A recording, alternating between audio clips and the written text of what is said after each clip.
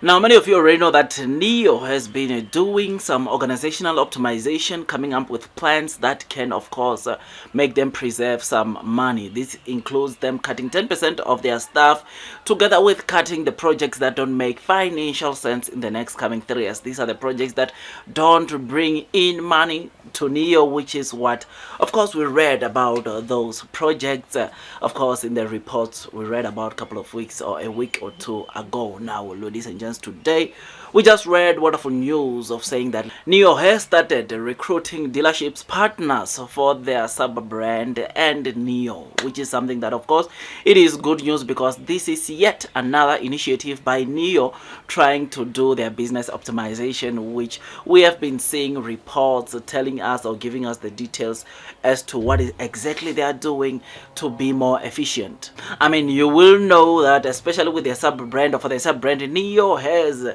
said a couple of weeks or a couple of months ago that they don't plan to have the same infrastructure like the NEO house or the many delivery centers for their sub-brands, but rather they plan to outsource those things to, of course, these dealerships which they are shortlisting here. I mean, one of the things from the report, of course, we read about the sub-brand a couple of months ago, it included or it entailed NEO only, of course, opening stores in malls, but of course majority of the sales will be conducted by the other dealerships, which to know that NEO has started the recruitment process makes me to be really excited because, ladies and gents, it means that we are approaching, of course, that time when NEO starts selling their sub-brands. And to know that also this applies to the NEO brand itself, it means that, of course, NEO, it will cut down on the cost that they would usually open in new NEO spaces or new NEO delivery centers, because they are now also going to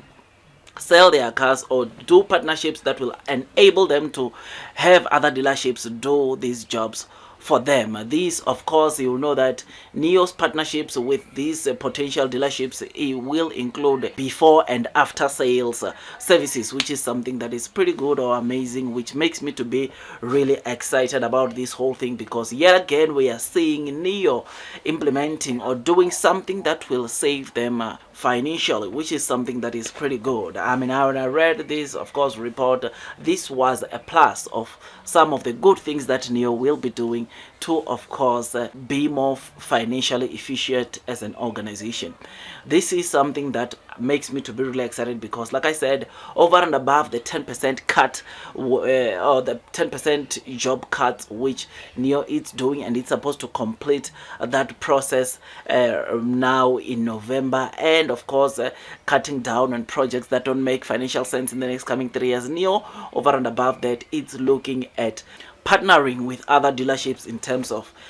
sales and after sales services, which is something that, of course, that will also save them some money. I mean, many of you will already know that NEO, ladies and gents, where they are currently selling their cars, I mean, the NEO houses, if you are to make an example, for NEO to, of course, complete or do a complete NEO house, I think it costs them a lot of money, which is why it sort of like makes sense for them to, of course, cut some of these expenses to their partners, which, of course, it is a good initiative, and once again it is going to make them to be more efficient as a business. So I'm very excited about this kind of news, and this report we read today indicated some of the things that NEO will be looking at when selecting these dealerships. I mean, in the report they talk about experience, they talk about spacing, they talk about of course the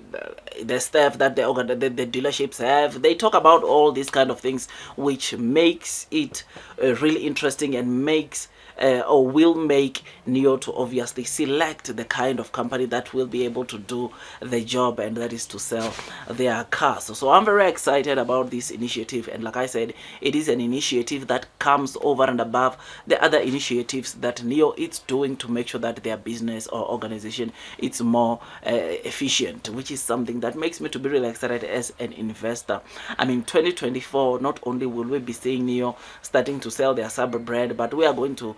see their finances changing as a result of the plans or the strategies that they're putting in place, which, ladies and gents, that is going to take them to the next level. I mean, over and above all these things,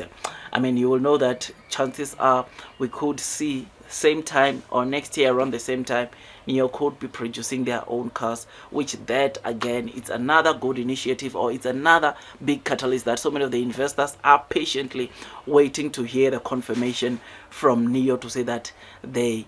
are now producing their own vehicles. I mean, I'm very excited about the year 2024, or the year that we are going to,